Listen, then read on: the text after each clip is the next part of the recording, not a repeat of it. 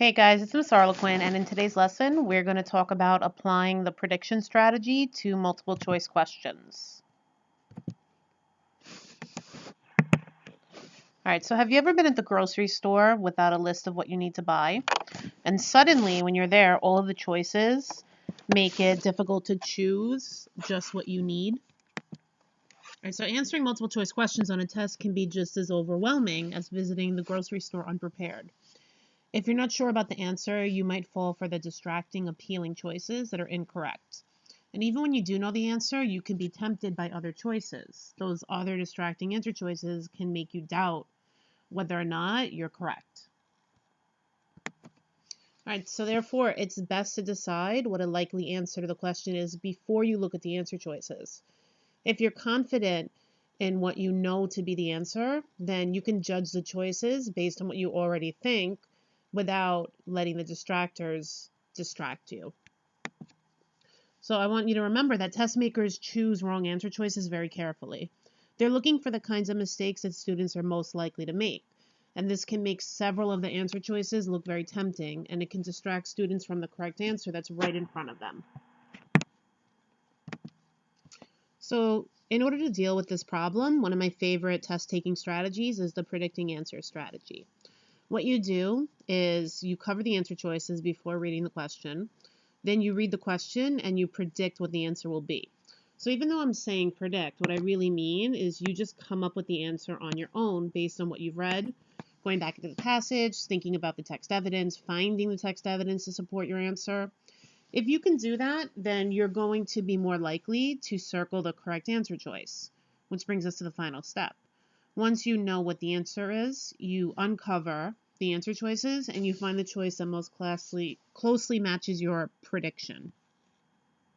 All right, so I'm going to model it for you with this short passage about the feline family. The feline family includes many animals, from the tame house cat to the vicious lion. Amazingly enough, these animals have many traits in common. They all have strong hunting instincts. They all care for their young.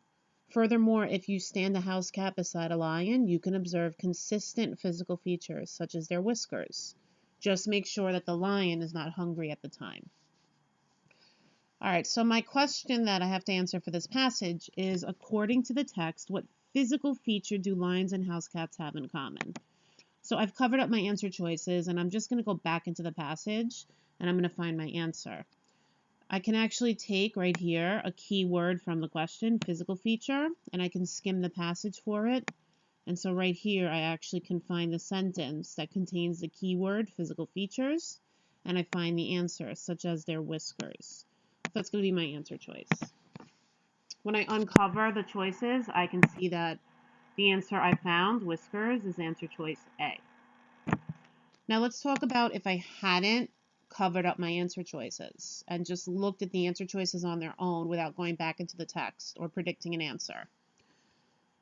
I know this question is asking about a physical feature, and so whiskers is a physical feature as well as eyes, and so I probably would have been torn between these two answer choices.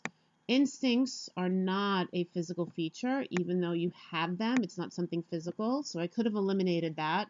Same thing with hunger, although hunger might have tempted some students because when you are hungry, you do feel it physically. However, the physical pains that go with hunger don't necessarily mean that hunger is a physical feature. Now, what would make me choose the distractor answer of eyes over the correct answer of whiskers? Well, this is a trap that many students fall into. It's the prior knowledge trap. If I think about my prior knowledge, lions and cats do have very similar eyes. So in real life, this actually could be a correct answer. However, there is no text evidence. Nowhere in the passage do they talk about eyes, which is where the test makers are hoping to trap you. They're hoping that somebody who's trying to very quickly go through the test is going to choose an answer without really making sure there's text evidence to back it up. All right, same passage, question number 2. The text uses which two animals as examples of the feline family?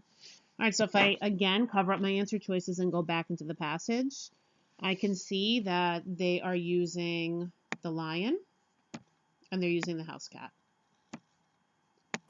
Do I see any other animals being mentioned in the passage? No, so all I have to do is uncover my choices and find the one that has my predicted answer choice, house cat and lion.